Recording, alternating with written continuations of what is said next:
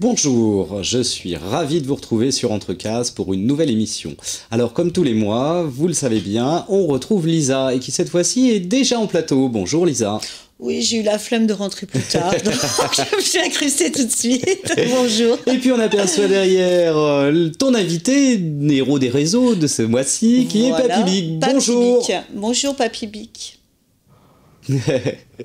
Alors, au sommaire de cette émission, on va retrouver, comme tous les mois, une analyse de planche par Julien Brugéas. Et aujourd'hui, on sera ravis de se pencher sur une planche de Meister. C'est toujours un plaisir, sœur Marie-Thérèse des Batignolles.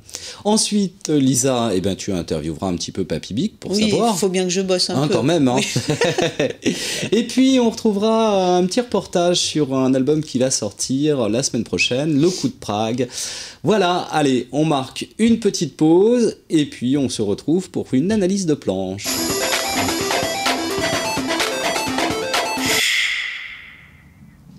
Alors, on va retourner, comme tous les mois, à la galerie Glénat pour retrouver Julien Brugéas avec une analyse de planche et une planche de Meister. Julien, une nouvelle planche aujourd'hui? Bonjour. Bonjour, oui, on va vous parler d'une planche de Meister aujourd'hui. Ah, super, sœur Marie-Thérèse des Batignolles. Pourquoi pas, voilà, une sœur Marie-Thérèse des Batignolles, la bande dessinée phare de Meister. Donc c'est un de ces albums où l'influence de Mad et de Gottlieb est toujours très forte. Sœur Marie-Thérèse paraissait dans le journal de Fluide Glacial. Et donc la parenté du magazine américain Mad et Fluide Glacial est assez forte. Et donc on retrouve dans ces planches une joyeuse animation et une concentration également de détails qui sont chers aux auteurs de ces magazines et qui est aussi un genre assez typique de la bande dessinée humoristique. Donc on a une planche avec une scène d'ensemble avec un personnage qui est alité. Donc là une présentation d'une bande de personnages comme ça avec de nombreux détails, avec le petit cadre de l'ancêtre avec les fléchettes. Voilà, c'est un certain nombre de détails, le genou avec le pantalon et la ceinture qui remonte au-dessus du nombril. Les positions et les visages des protagonistes et une composition. Ce sont des cases à étudier avec attention pour découvrir tous ces petits détails humoristiques. C'est ça, c'est une planche humoristique avec beaucoup de détails à voir dans chaque case. Donc c'est un type de lecture assez particulier avec un lectorat qui savoure vraiment de découvrir les détails à l'instar de Gottlieb et sa coccinelle qui se baladent dans la case. Donc après une multitude de petits détails comme ça sur la case d'ouverture de cette planche, malgré tout, c'est un dessinateur qui effectivement compose très bien et qui cadre très bien. Et il cadre de façon très dynamique. Donc on a un plan d'ensemble avec une direction comme ça, avec la ligne des visages qui indique une direction, un point de fuite qui est situé par là, donc avec une sorte d'entonnoir comme ça qui dirige le regard. Et on aboutit à Sœur Marie-Thérèse. Et son arrivée fracassante. Exactement, voilà, fracassante, qui écrabouille la mémère qui se trouvait derrière la porte, qui en perd son dentier. Et donc avec un point de vue en contre-plongée qui donne évidemment une image de Sœur Marie-Thérèse avec une poitrine énorme qui écrase tout et un lettrage aussi qui est particulièrement utilisé de façon particulièrement signifiante dans la bande dessinée d'humour, avec un lettrage tout d'un coup qui devient très gras, très, très gros, pour indiquer qu'elle hurle. De la même façon, dans cette case-là, son hurlement est amplifié par les bords du phylactère qui sont en pointe comme ça, qui montrent que ça éclate. et donc qui est dans la continuité de la planche précédente où elle hurle encore plus fort. Et le plan s'est resserré et est venu se cadrer avec le personnage qu'on a découvert dans le premier plan. La caméra, puisque c'est très cinématographique, se rapproche encore et au centre exact de la planche montre un face-à-face entre une bonne sœur fort mécontente qui pointe son nez contre celui d'une vieille personne souffrante et qui la menace. Et donc le point de vue très resserré de la case sur les visages montre l'intensité et la violence. Et renforce l'effet comique. Et voilà, la violence de la scène et l'effet comique résident bien évidemment dans la confrontation et la scène assez peu probable d'une bonne sœur qui agresse une vieille sur son lit de mort, quoi. Voilà. Ensuite, on passe donc on a 3 cases qui sont comme ça horizontales et on passe à la vision du prêtre qui, loin de les séparer, transforme un peu la scène en criant au miracle, en levant les bras. Donc Meister a choisi une position qui est très graphique et qui effectivement donc indique un mouvement et fait comme une flèche pour que le lecteur aussi descende sa lecture. Alors, cette explosion entraîne même une sortie de la main du cadre finalement, de la case. Exactement, donc dans la bande dessinée d'humour, les éléments qui sortent de la case sont assez fréquents.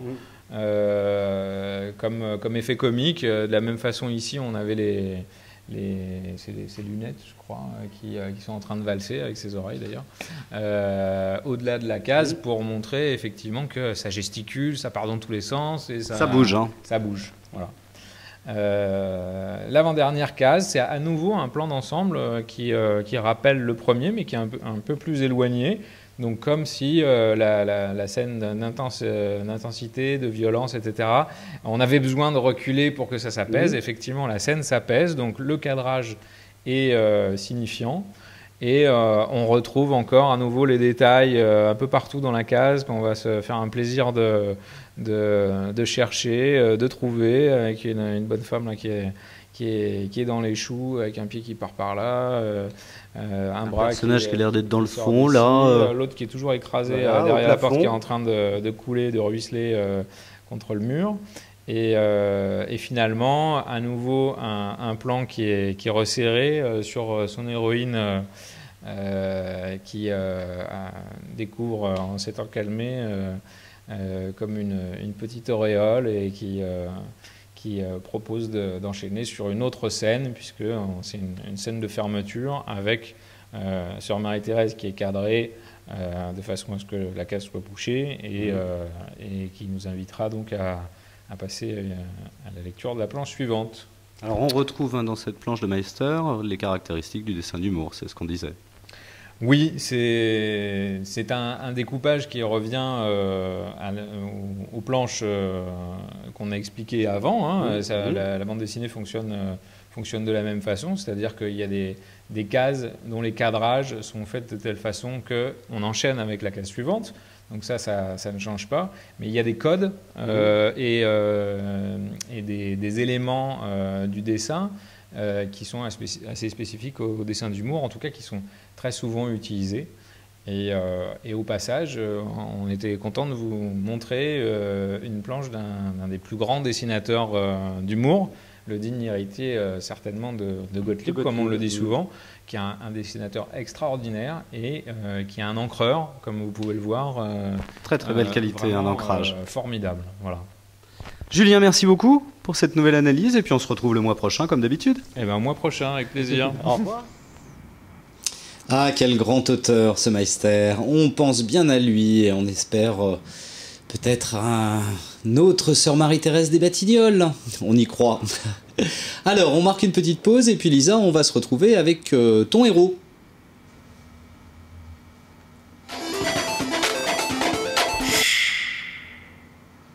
Alors, on l'a annoncé tout à l'heure, mais parle-nous un petit peu de ce nouvel héros des réseaux. Alors donc, son nom c'est Papy Big, son nom de scène, il a 43 ans, il habite Dunkerque, comme vous allez le voir à son accent. Il est beaucoup présent sur Facebook, donc c'est pour ça que c'est mon invité d'ailleurs, hein, Bien puisque sûr. je ne parle que de dessinateurs très présents sur les réseaux sociaux. Alors on peut d'ailleurs le retrouver sous le nom de Fred Papy Big Bossu sur Facebook, donc pour ceux qui veulent suivre ses aventures. Mais on encourage nos spectateurs à aller voir. Toujours. Donc en fait, Papy Big a arrêté de travailler, c'est-à-dire qu'il ne travaille que sur ses dessins. Voilà, depuis 2006, il a commencé par un blog. Il participe à beaucoup de fanzines. Il a commencé ensuite à écrire une BD qui s'appelait Rien vu, rien entendu, je crois avec Jim qu'on a reçu il y a quelques semaines. D'ailleurs, ils sont très amis tous les deux. Le guide du connard aussi, et puis le dico des gros mots, voilà. On va parler peut-être maintenant de son actu avec lui, et puis de plein d'autres choses. On va discuter avec lui. Oui, quand même. Hello. Hello, bonsoir. Alors dis-nous, j'ai quand même une petite question à te poser en premier, d'ailleurs que je ne t'ai jamais posée. Pourquoi Papy Big ? Oh bah c'était par flemmardise, tous mes amis m'appellent Papy, je faisais beaucoup de dessins stylo Bic, j'ai pas été chercher beaucoup plus loin. Voilà. Bah écoute, au moins, c'est clair. Ah mais c'est des amis sympas. Ouais, non, c'est que j'étais plus vieux en fait, c'est pour ça. Donc, ton actu, alors d'abord, l'actu récente, ça a été Egoscopic 10, donc c'est un collectif auquel tu participes depuis pas mal d'années. Egoscopic 10, donc qui est sorti il y a quelques semaines, je crois. Non, celui-ci est sorti en décembre et le prochain doit sortir au mois de mai normalement. Voilà, le 11. Donc le 10, là-dessus généralement, donc tu fais plusieurs planches. Comment ça se passe quand tu travailles pour Egoscopic ? Alors quand je travaille pour Egoscopic, je raconte un peu plus, comme c'est de l'autobiographie, je me raconte un peu plus dessus, donc je pars plus sur des histoires un peu plus personnelles, on va dire. Voilà, mais alors oui, excuse-moi, généralement c'est plusieurs planches, une planche, comment ? Non, c'est plusieurs planches, ça varie. Je peux faire 3, 4, 5 planches, quoi. Après, c'est suivant la place qu'il y a. Oui, donc dans Egoscopic, c'est plus tendre, parce que d'habitude, tu es un peu trash. Ouais, voilà. Là, tu montres le cœur qui bat derrière l'ours. Ouais, c'est pour montrer un autre visage, pour pas qu'on pense vraiment, parce que sinon, je vais vraiment passer pour un psychopathe à la fin. Donc là, c'est pour vraiment qu'on voit que j'ai un côté humain quand même, quoi. Alors, on peut saluer Jérôme Georgeot, hein, aussi, qui gère un peu tout ça, c'est ça ? Oui, c'est ça, ouais.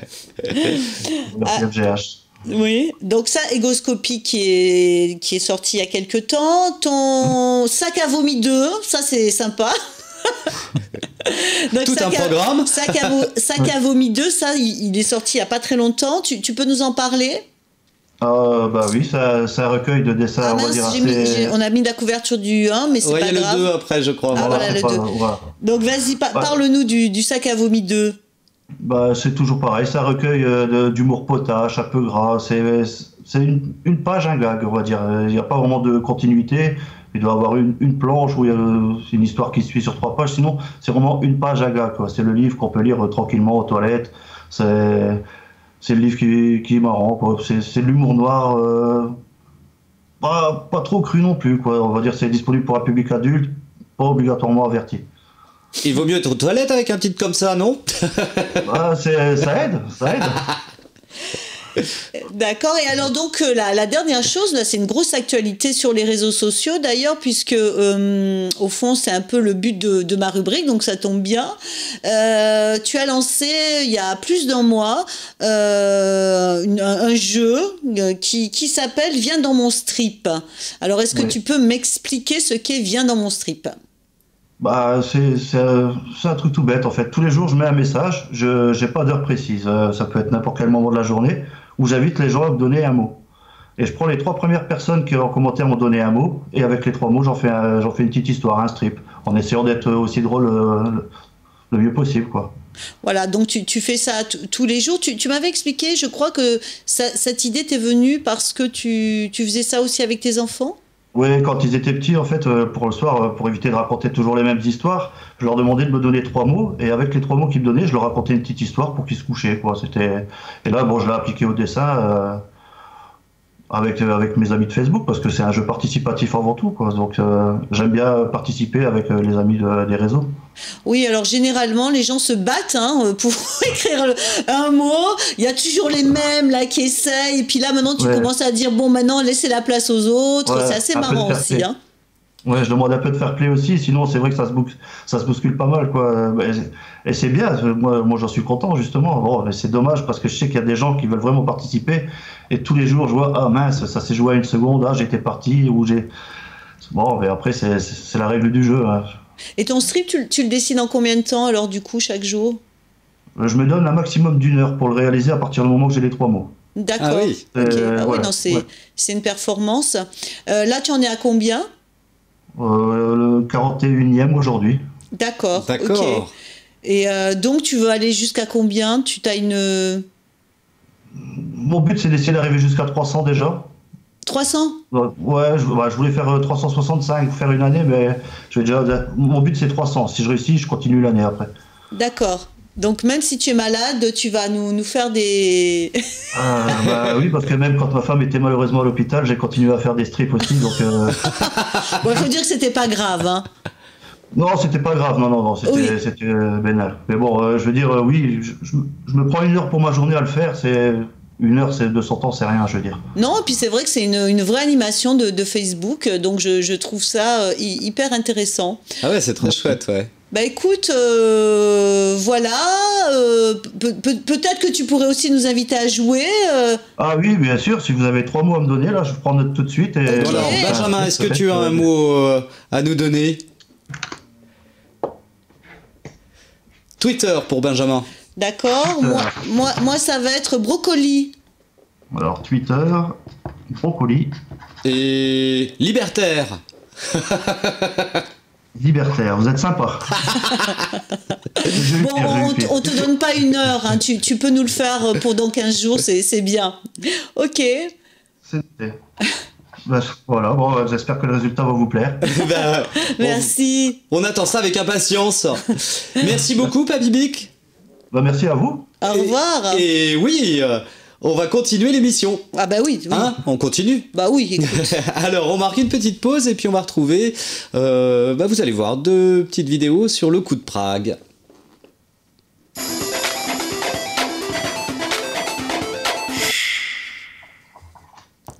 Alors, Le Coup de Prague est un album qui sortira la semaine prochaine, et c'est Lynn Scheinbling qui m'a d'ailleurs aidé pour l'analyse de planche avec Julien, comme tous les mois d'ailleurs, et vous allez voir, je vous laisse découvrir Le Coup de Prague. Le sujet principal de notre album, Le Coup de Prague, c'est Graham Greene, c'est l'écrivain britannique qui est pendant l'hiver 1948 en train d'arriver à Vienne pour écrire le scénario du 3e homme. Il vient chercher la suite de son histoire à Vienne et se renseigner sur cette ville tout à fait extraordinaire qui est à ce moment-là entre les mains de ce qu'on appelle les 4 puissances. Les Russes, les Français, les Anglais, les Américains. Et c'est en même temps une ville qui crève parce qu'elle a été écrasée sous les bombes et qu'il y règne une misère noire, une famine incroyable. Donc une ville où les femmes se prostituent et où le marché noir explose. C'est le nid d'espions parfait. Mais il semblerait qu'il soit en même temps commandité pour mener une enquête beaucoup plus discrète sur un personnage trouble et dont on soupçonne qu'il serait une taupe soviétique au cœur des services secrets britanniques. Le Coup de Prague est à la fois, je dirais, un roman d'espionnage et aussi un thriller psychologique. Une histoire d'espionnage, c'est une histoire qui peut être un faux nez, un masque, derrière laquelle s'agitent des choses qui soulèvent des questions fondamentales, comme la fidélité, la trahison, le mensonge, le désir. C'est-à-dire que c'est une parfaite métaphore, en réalité, de la condition humaine.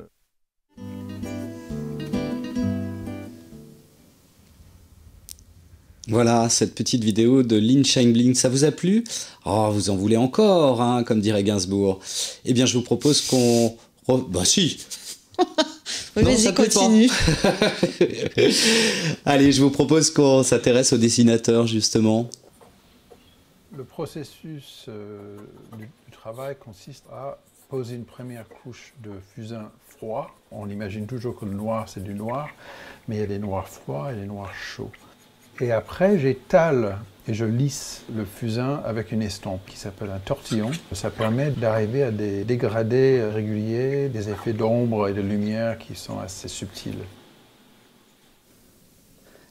Donc voilà, c'est à découvrir et ça sort le 14 avril. Alors on va continuer à parler un petit peu de livres. Hein. De nouveau, merci Aline pour cette petite vidéo.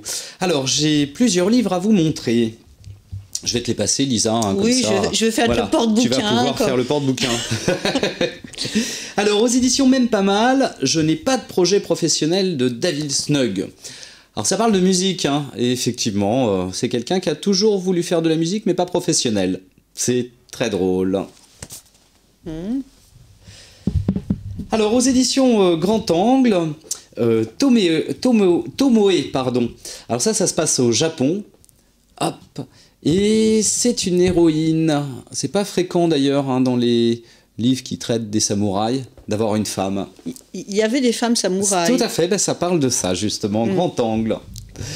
Alors, Le Château des Étoiles, le volume 3, ça c'est sorti chez Rue de Sèvres. Il y avait une très très belle exposition à Angoulême. Tu y étais à Angoulême, Papy Bic? Ah non, pas cette année, non. Pas cette année. Ben, il y avait une belle exposition hein, d'Alice. Alors ça c'est l'atelier détective, le tome 1 c'est chez Bambou. Alors ça c'est sympa, hein, c'est trois petits gamins et c'est pour les enfants ça. D'accord. Donc c'est la collection spéciale enfants ou non Bambou, non. D'accord. Okay. Voilà, tu peux les ouvrir, hein, les montrer un petit peu quand même. Mais non, je ne crois pas. Mais si, je crois. Ah voilà. Alors... ça, c'est de Marazzano que vous avez pu voir hein, dans une émission avec Emmanuel et Nicolas. C'est Mémoire de la guerre civile, le tome 1. Et ça, c'est de l'anticipation. On n'a pas du tout envie d'y être. Et ça, c'est chez Dargaud. Chez Glénat, un album sympa d'Espé qui s'appelle Le Perroquet. On aura peut-être l'occasion d'en reparler avec Espé de cet album-là. Alors ça, c'est assez dur, hein, puisque c'est un petit enfant dont la maman est malade. Voilà. C'est pas gai. Non, c'est... bon. Alors, chez Glénat encore, Les Guerriers de Dieu, le tome 1, La chasse aux hérétiques. Ça se passe hein, en 1557. Voilà. Les Guerriers de Dieu. C'est beau ça, le perroquet. Mais moi, j'aime bien. C'est très beau. Hop. C'est original, du moins. Alors, de Mats et Jeff, ben, on avait vu Mats et Jeff l'an dernier hein, au Salon du Livre. Voilà. Et là vient de sortir Geronimo. Alors ça, c'est très très bien. Figure emblématique, Geronimo. Et ça, c'est aux éditions Rue de Sèvres, Geronimo. Ça, c'est bien. Je te le conseille. Alors, chez Rue de Sèvres encore, Wake Up America de John Levy. Dis-moi, est-ce que tourneuse de page, c'est un statut d'intermittent du spectacle? Tout à fait.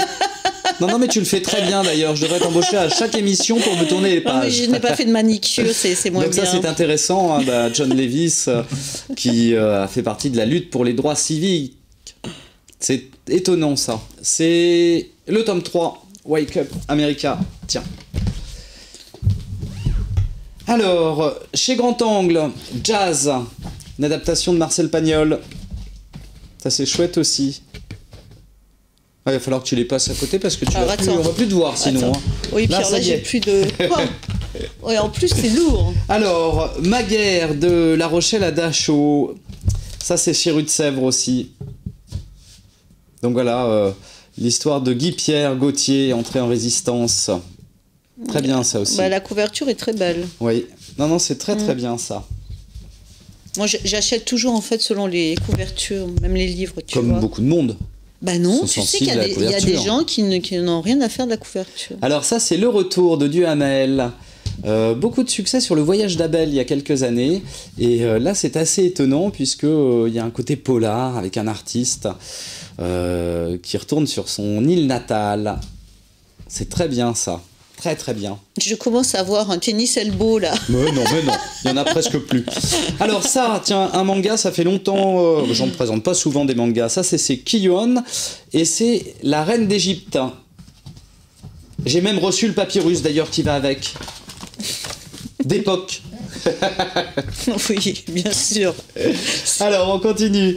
CAC 3D, ça c'est une encyclopédie des produits dérivés. Alors, il y a 2 tomes, un spécial Tintin et sur tout ce qui est Marvel. Ça, c'est super pour tous les collectionneurs. Voilà, clac. Ah, oui. Ça, c'est un très très beau livre chez Casterman. Ghirlanda, c'est Matotti. C'est vraiment remarquable, ça. Extraordinaire. Alors, attends. Et puis, allez, je vous présente quand même Mathieu Sapin, le Gérard Depardieu. Alors ça, c'est sublime. C'est chez Dargaud et on aura l'occasion d'en reparler avec Mathieu Sapin dans pas longtemps. Et enfin, pour l'enfer quand même, parce qu'il fallait terminer là-dessus, ça, c'est sorti il y a longtemps, mais chaque fois que je vous parle d'un album, eh bien vous pouvez retrouver les auteurs là-dedans. C'est Henri Filippini, c'est de la BD érotique et c'est édité chez La Musardine. Vraiment étonnant, hein. Vous pouvez tout savoir sur ces auteurs érotiques que je vous présente à chaque fois. Et pour terminer, Aux humanoïdes associés, alors ça c'est formidable, Odalix, et c'est une mise en dessin, alors par les plus grands, hein, Chauzy, Liberator, Lostal, Moebius, des poètes érotiques. Oh, ça c'est pour toi Lisa. Non, c'est pour toi Christophe. Ou pour Papy Bic. Papy Bic, ça te va bien. Ah, moi je prends. Bon, et bien en tout cas, l'émission se termine. Merci Lisa. Merci de nous avoir Christophe. présenté un nouvel héros des réseaux. Ah, mais oui. Papy Bic, à très bientôt, à une prochaine fois, on va te suivre. Ouais, j'espère. Au revoir Papy Et puis Bic. on attend le strip. On attend le strip. Eh oui, qu'on montrera la prochaine fois. Vous pouvez nous revoir bien sûr en podcast, sur Watch TV ou sur le site de BD Gest, notre partenaire. On se retrouve dans 15 jours. La semaine prochaine, vous retrouvez Emmanuel et Nicolas. Voilà, à bientôt. Au revoir. Au revoir.